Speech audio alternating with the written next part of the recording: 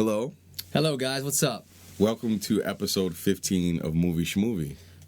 It's a special day. Is it? I feel like we say it's a special day every time we. Yeah, it's always special. It's a holiday. The fact that there is another one is special. It's worth celebrating. And you know what? I want to apologize for not having an episode out like last week. Yeah, we had to skip a week. We both kind of have busy lives going right now. Yeah. But we're hopefully gonna make up for it with this one, which I'm actually really excited about. Me too. This episode. I think we're planning on doing an episode soon that's going to be a little more geared towards Halloween, but the film that we're going to be talking about today falls into that horror, thriller, supernatural, sci-fi genre, yes. And I think we have a lot to say about it, so we're going to talk about that in a minute.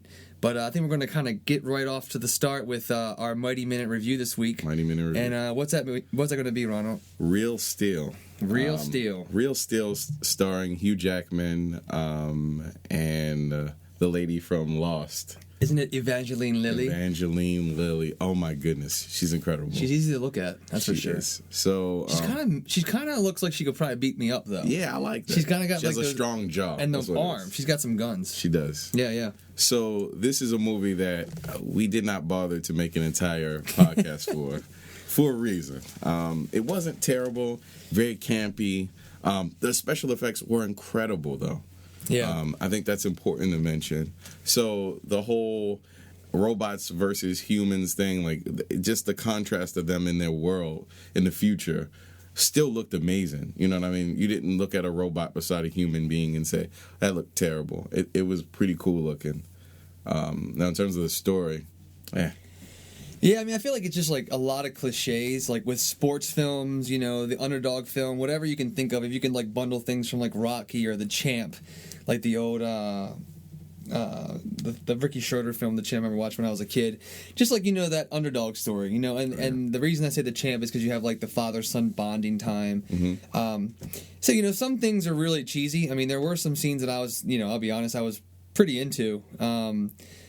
Pretty much any of the fighting scenes, like you kind of the special effects. I mean, there was a lot of times when I was watching the fight sequences and literally feeling like I was like rooting for this, robot.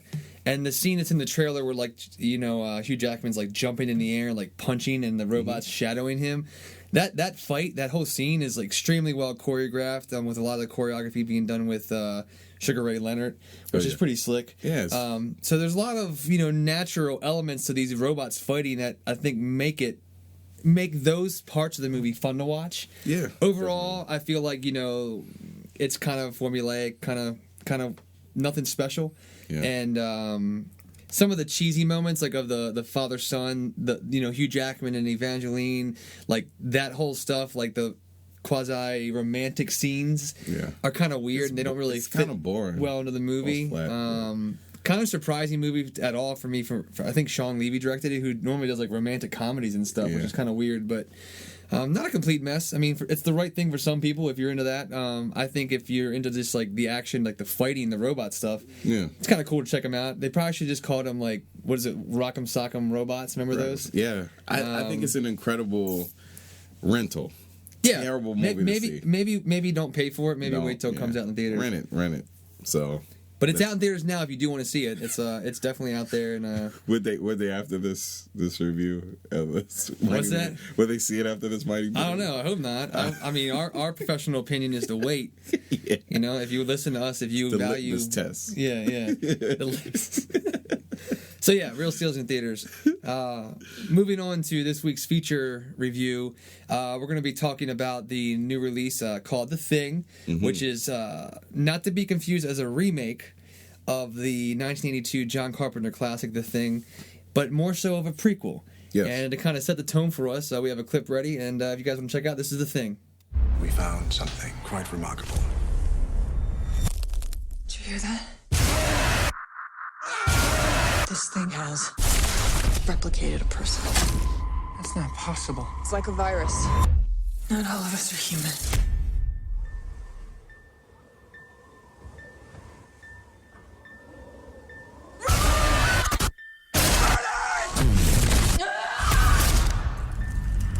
The Thing, rated R. Cool. So The Thing. Cool. So It takes place. The Thing prequel takes place 3 days before the events that take place in the 1982 John Carpenter's The Thing. So it takes place on the Norwegian side. Sure.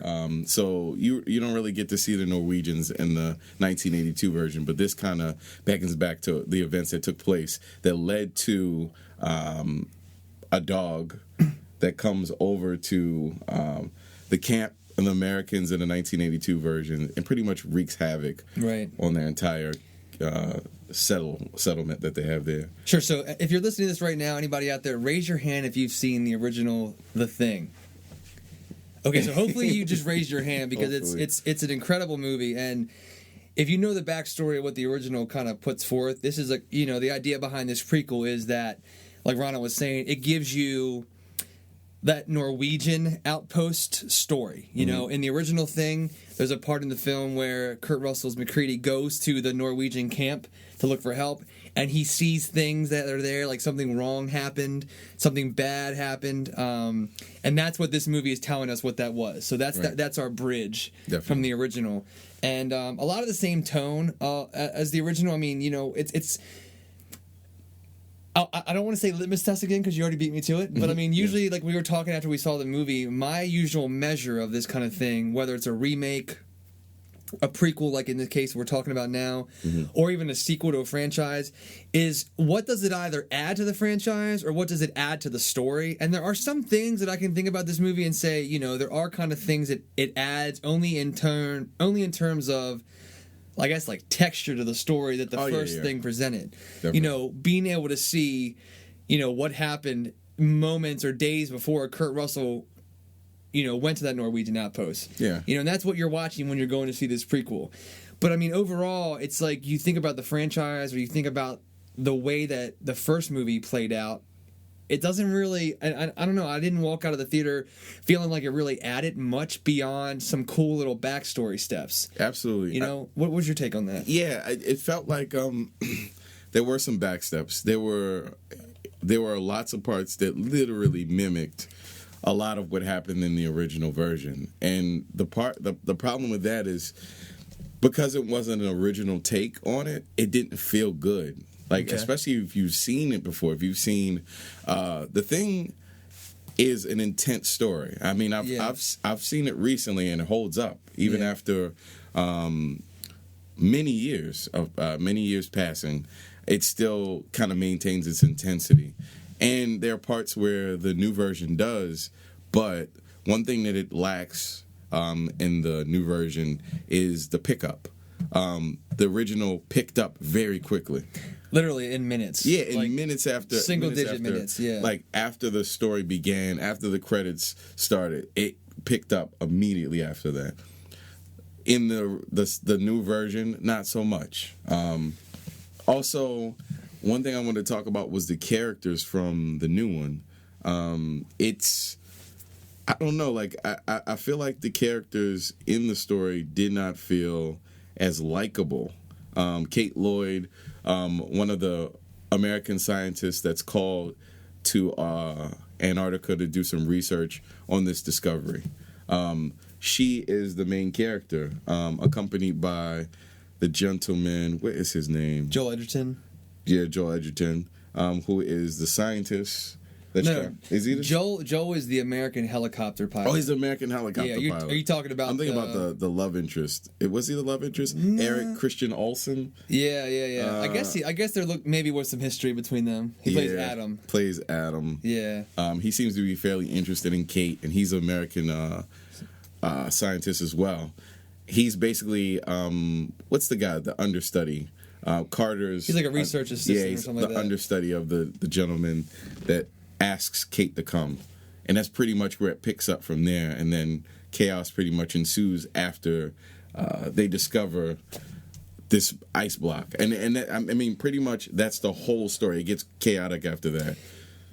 You're right though. It does kind of take a little bit to build up to that point though. Right. The big difference being in the original, you do kind of get going like right away Where with this film, there's a little bit of shots of, these Norwegian workers falling onto this, thing they find in the ice.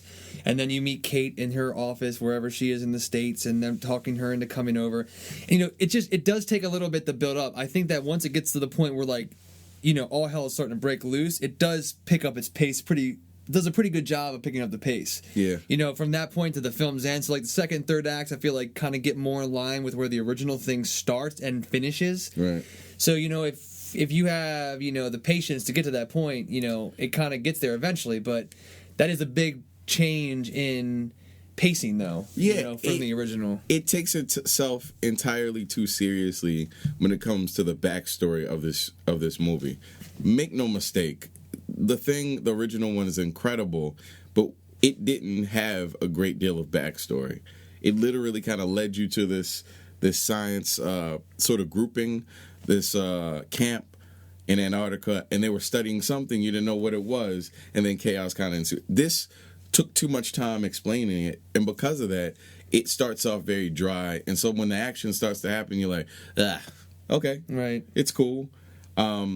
One thing that pissed me off, and I talked to you about this before, the special effects in the movie. Right. I think that one thing that's completely kind of disrespectful a lot of the times is the CGI to replace things that just could be done through animatronics or prosthetics or things that kind of makes it look real. Because the contrast sometimes, because you're dealing with a creature with double heads or a ridiculous looking creature, it's hard to make that look okay in CGI and be excusable.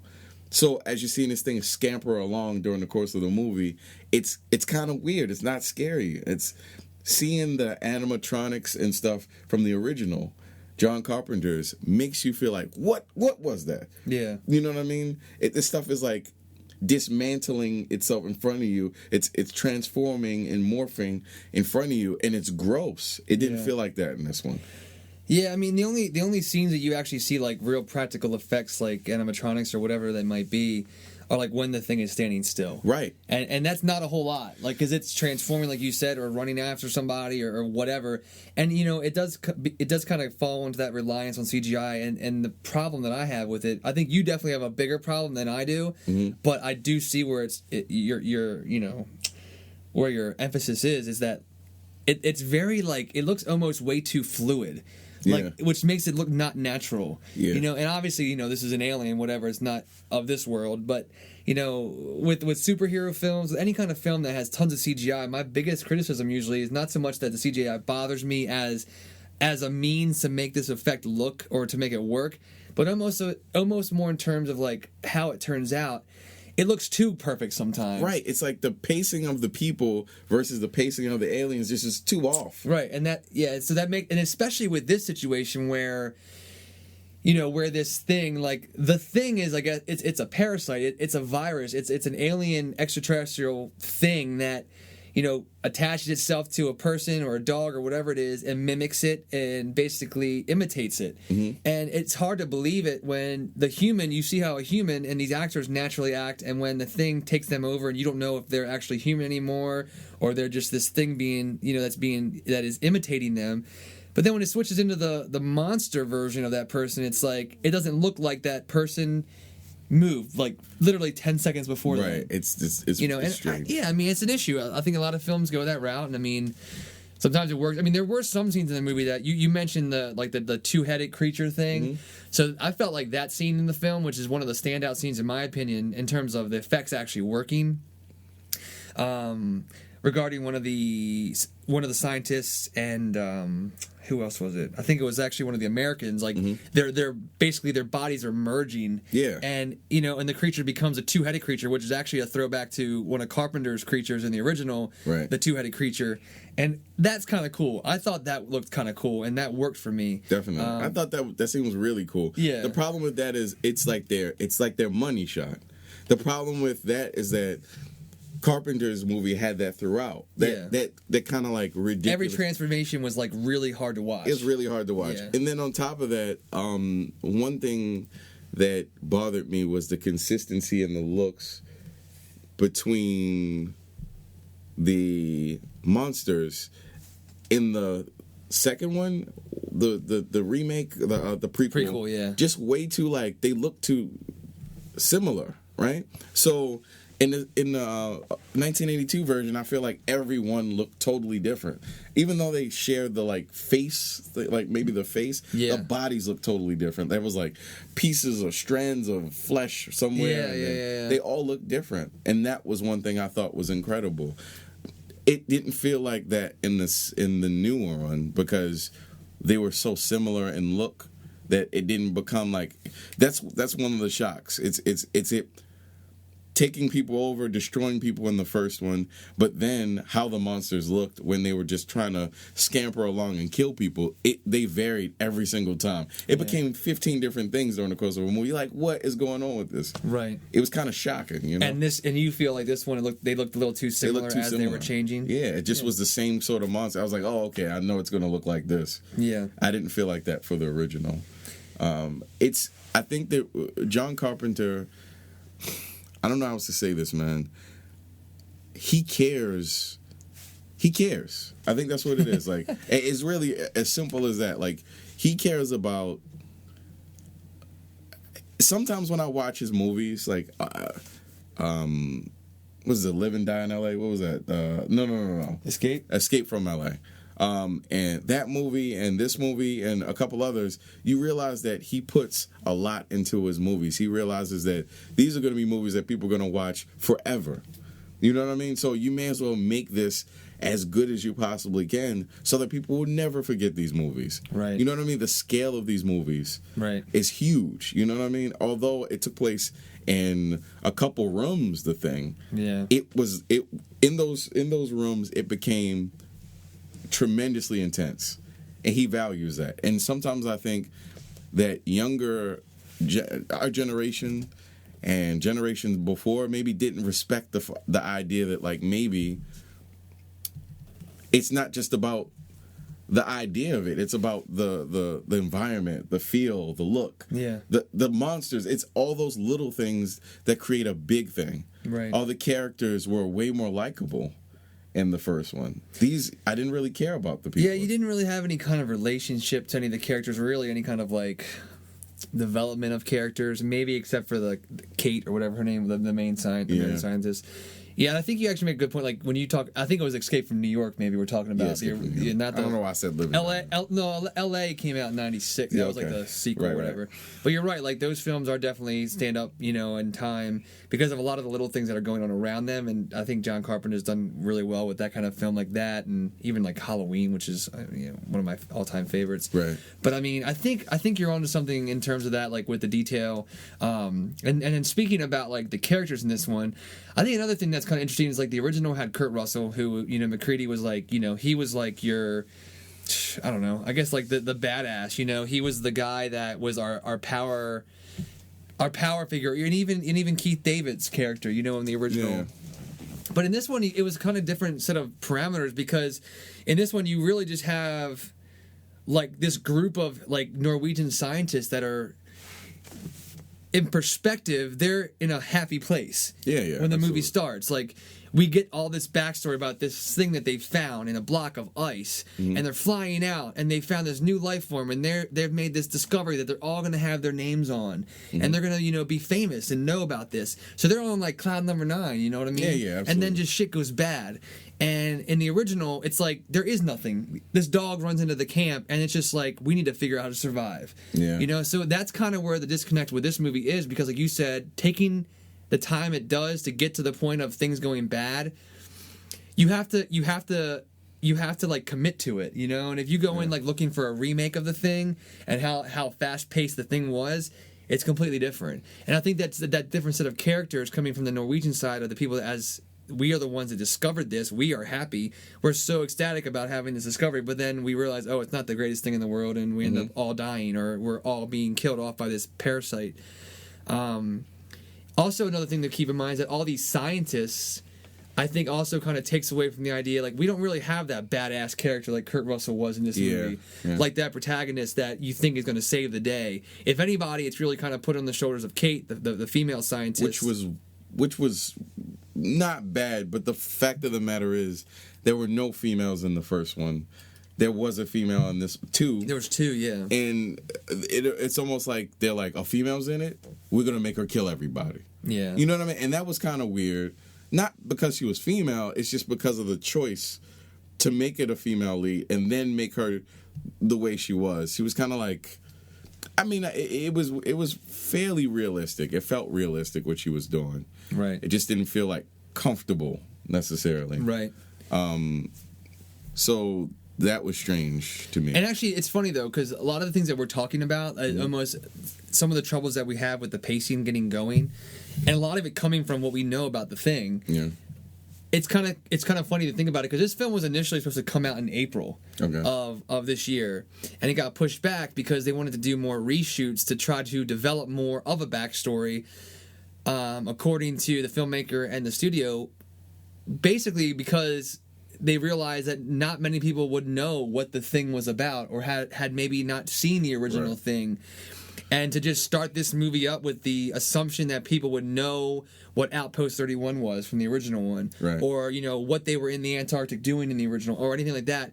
That's where I feel like some of this film falters almost. Like I'm kind of curious to see what the movie was like before they did the reshoots, because some of this backstory that we get into that kind of slows the first half hour, 40 minutes of the film down, sounds like it's a lot of what was reshot, like to kind of give more perspective on what the thing actually is, what it does, how they're going to be able to test, to see who is taken over by the thing and who is really still human. These are literally things that happened in the first movie. Exactly. Too. Like exactly what happened in the first one. Yeah. There is a kind of unique take on the whole test in this film, which I think is really cool.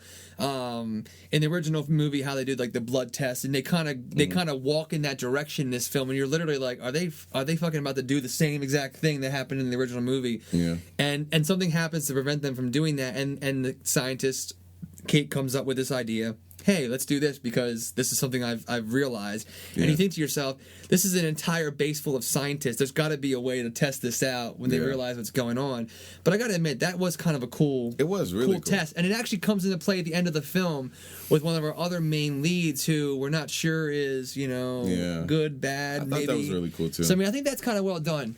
I think the point I'm trying to get across is that my concern is that when you go back and reshoot a film, and the movie's coming out, 5-6 months after it was supposed to come out, and you hear things like, we went back to film more backstory. So you're filming more backstory for a backstory of a movie that came out in 1982. It's like, how deep does it have to go until you just completely don't trust that your audience is going to know what's going on? Why would you get that deep for a movie that wasn't that deep? That's what I'm saying. It's very strange. Yeah. The more I talk about it out loud, I'm just like, okay, so this is a prequel to the thing.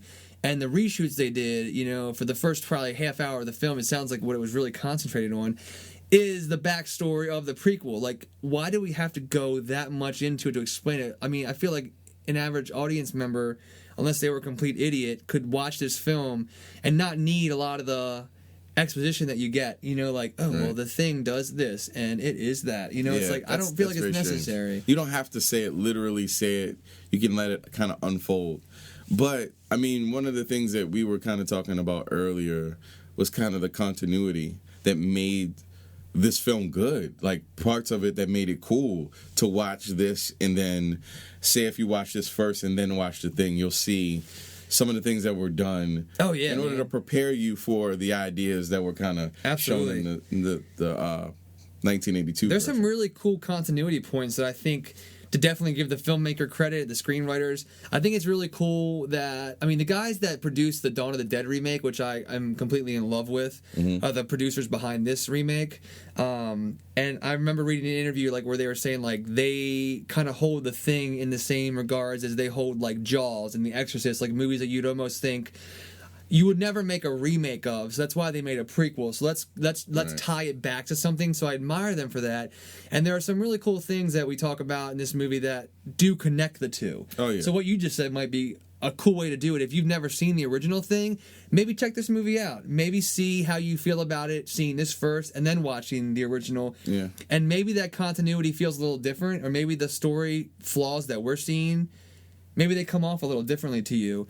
But I mean, some really cool stuff. Specifically, just off the top of my head, thinking about what I mentioned earlier when McReady goes back in the original Kurt Russell's character, goes to the Norwegian base to look for help, and he finds the block of ice, with that's like completely, shattered. Yeah. And we see how that came to be in this movie. Right. And he sees the charred remains of some sort of humanoid thing. And you see where that comes from in this movie. Yeah. You see a lot of the chaos that took place. Like, there's a lot of it, and it kind of unfolds very quickly towards the end of the movie. Yeah. That's one thing that I don't know. Like, I thought I would be annoyed with the fact that they kind of threw it in the end, kind of like the connect this to this to this to this to this. Yeah. This is what happened in the 1982 version. But I thought it was so cool. Like, I felt like it was kind of one of those Saw moments. Like, yeah. Like, oh, yeah, there it is. That's where that came from. And one of the cool things too, like we talked about with the scene with where the 82 version starts with the dog running and the helicopter following it, and there's a Norwegian guy in the helicopter shooting at it like a sniper, and then there's a pilot. And then the 82 version, you want to watch it to see what happens, not to ruin it if you haven't seen that film. But in this movie, this movie kind of walks right into that scene at the end of it in a really cool way, and it's kind of cool when you think about it. Once you see both, like, it literally, the sniper is the same character from this movie to the 82 version. Yeah. The pilot is the same character from this version to the 82. The dog. It's kind of really cool the way that they were able to, kind of get that together. And even though some people might be like, when you say it's a Saw moment, like you and I kind of think of that like, oh, that's kind of cool. Yeah. But some people look at it like, oh, really? Come on. Did you really have to tie that bow on it for me? Yeah. Yeah. But I think it's kind of slick, I think so too. Especially holding the original in such high regard. I think that it's kind of neat to say, okay, for its flaws, and not to say that I know that, or that I feel like this movie completely had to be made. Mm-hmm. I guess they could have done a lot worse, and I guess they could have probably picked another movie to butcher. Yeah. Where they couldn't have tied it together maybe as nicely. One more thing I want to point out before we get onto our DVD quick picks is that I like the idea of what they did with what the thing was in this movie. Like, you see these scenes of like a spacecraft, and you see the scenes of the block of ice that they find with the alien in it and what it does to the humans.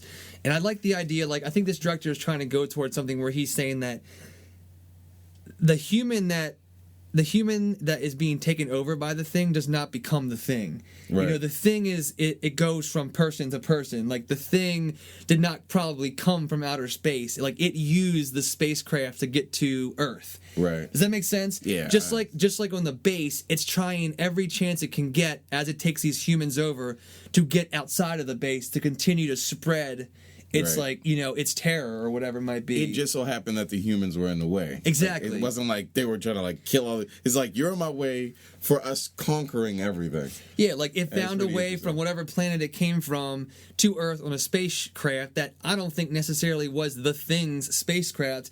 It's like that. It's that planet's helicopter for us, right? And it's trying to use a helicopter here on the Norwegian base to get back to the mainland, to then infect another person, to continue to spread. Right. So it's kind of cool seeing like where it came from something, where in the original 82 version it's a dog running through and we don't know, and that's kind of cool too. But I can admire where he was going with that idea, because I think it's kind of slick to say the thing didn't necessarily come from space. Maybe it's been going through all these different like galaxies or dimensions or whatever.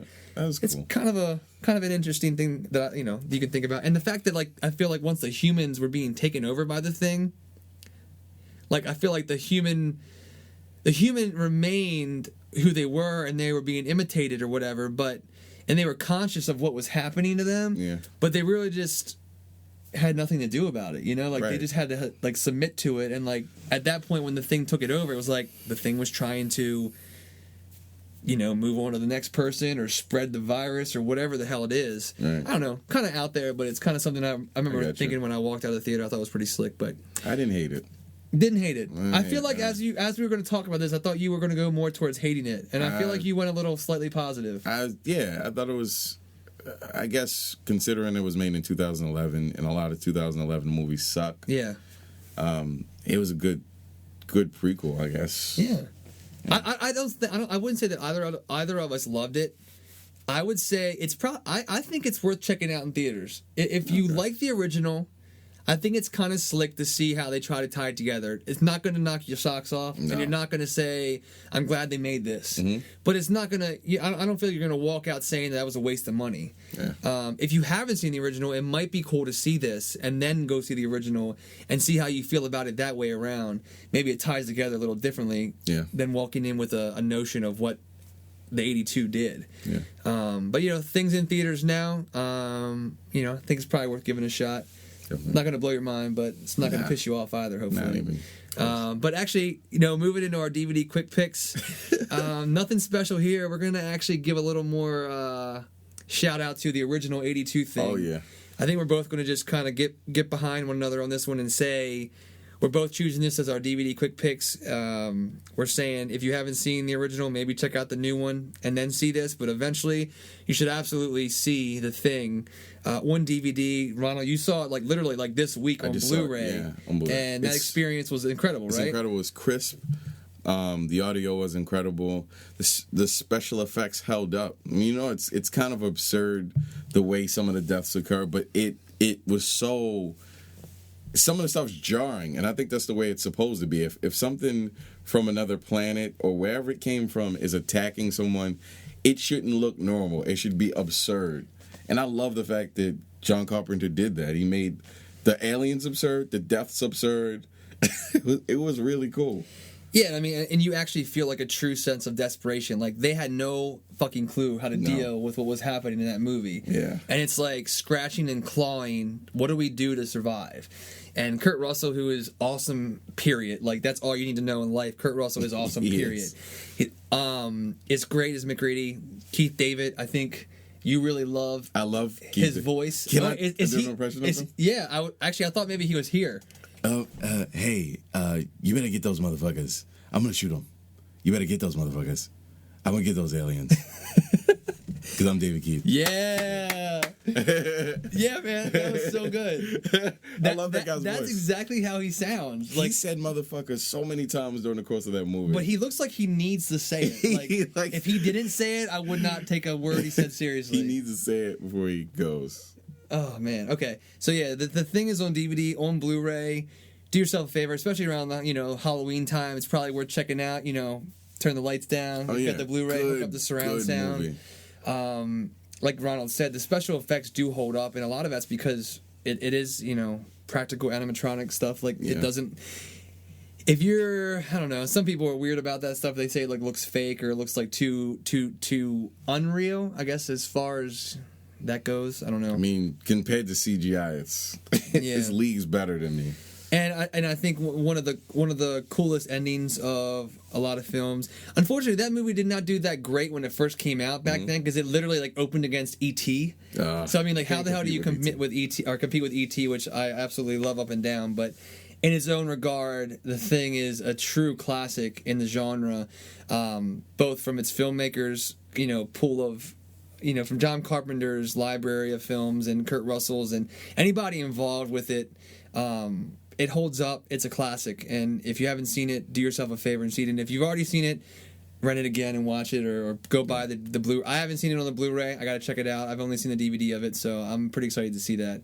But it's available any way you want it right now. So cool. But that's going to wrap it up for this episode. Again, thank you guys, as always, for listening. If you're on iTunes and you subscribe to us, please post some reviews. You can post a review about this episode. Whatever you can do to help us spread the word about the podcast. You can share a link to our iTunes podcast through Facebook, through Twitter, through any kind of social networking that you're using, and hit us up on all those networks too. We have pages on Facebook, Twitter, Google+. We have a Tumblr. The Tumblr page is actually our official page, movieschmovie.net. Please go there. That's our media hub. Yeah, and we post stuff up there as much as we possibly can. So even just if you want to stop by for some news tidbits and trailers, we try to post them up there as soon as they get released. The good stuff. Like, we only post the good stuff. We don't post trash. Nothing bad. A lot of good stuff. But yeah, we are number 15 right now because people are listening. So, that's our goal, is to have at least a handful of people listening, and if more, that'd be great. Definitely. So spread the word. Keep giving some feedback to us, movieschmovie@gmail.com, if you want to let us know what we're doing good.